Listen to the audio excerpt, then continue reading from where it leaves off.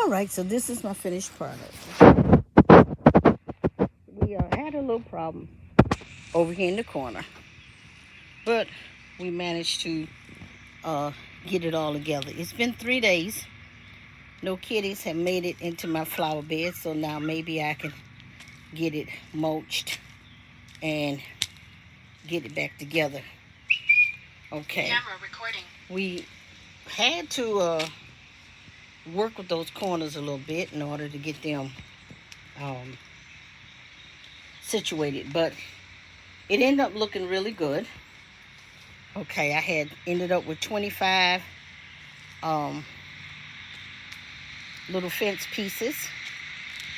We ended up double the pieces so that we could secure the fence a little better. I can already see some of my flowers coming up, and we thank you for watching our video. Like and subscribe to our channel. And this was Dr. J.P. putting in the fence for the flower bed. Have a great and wonderful day. Bye.